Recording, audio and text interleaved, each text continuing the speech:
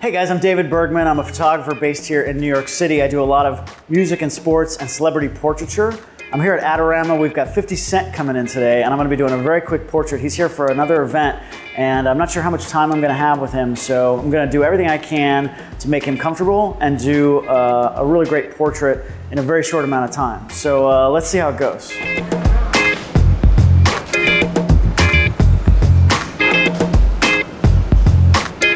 So I'm not sure how long we're gonna have him. We might have him for a minute. He might be hanging out for a half hour. I'm gonna assume we have a minute, right? So I'm working under that pretense. So basically what I wanna do is, against the black, I wanna put two bare bulb strobes, speedlights, sort of to rim light him. So we're gonna put him behind him. I'm gonna shoot him bare. I'd love to get some flare into the camera if I can angle them just right. So they rim light him. You know, he's dark skin on a dark background. Right. Get a nice rim light, separate him, and maybe we get some cool like rock and roll flare in the back, you know. We'll see how it looks. And then in the front, we'll put maybe the Ezybox, the little soft box, with Speedlite in it. We'll boom it in overhead, put it directly over him so we get a nice soft wash on his face. That's a big flash.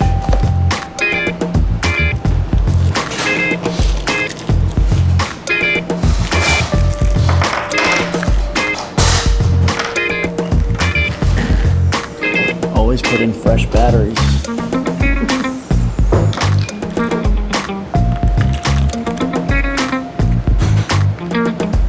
I don't know exactly how tall he is, but I'm gonna want it right out of frame over his head and pretty close, pretty high. Not that high, actually. I'm all about symmetry, so literally I'm gonna want it, you know, straight over his head. Straight. I think it's angled a little bit. Come up an inch, a couple inches.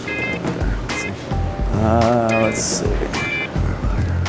So yeah, does that look like the right angle? Yeah. Yep. So I want to aim down a little bit more. So, because I don't want the fall off to be too extreme, but let's at least get an idea what my exposure is. You look just like 50. I hope you and he are the same height.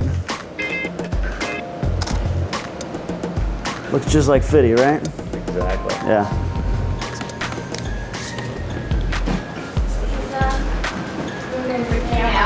Hey everybody. Hey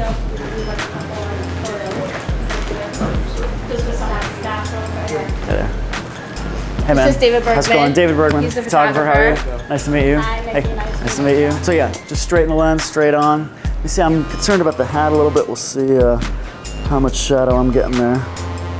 Cool, cool, cool. I'm going real tight on your eyes. Got the logo. Awesome. Looks great. Couple more like this. Great, great, great. Couple more. Actually, that was kind of nice. You're kind of looking over your shoulder a little bit. That was pretty nice, just like that. Yeah, there we go. Awesome, cool. Give us 1 minute. We're just gonna drop that black. Great, great, great. There we go. This one's got the eyes. There we go. Awesome. Perfect. Great, great, great. There you go. You've done this before. Didn't fire. Hold on. Great, great, great. All right, now rip your shirt off. No, I'm just kidding. That's the picture. I used to shoot a lot for Sports Illustrated. I've got 13 SI covers, and that's usually the picture I want. You know, we need the girls spraying you down, you know, and all that. 3 more. You're not gonna give me nothing. I get it. I get it. Oh. One more. This is it. Give me one. Come on. Can you do it? Come on. I got nothing to lose now. What are you gonna walk out on me? I'm done. All right, last one. Here we go. Come on. Oh man, you're a pro, man. You're a pro. I get it. So our friend Curtis Jackson, otherwise known as 50 Cent, just left. He was actually great. Going into the shoot, I wasn't sure how much time I was gonna have with him. So what I did was I tried to set up as many different looks I could in a short amount of time. I had a black backdrop and a white backdrop that we could switch in under a minute.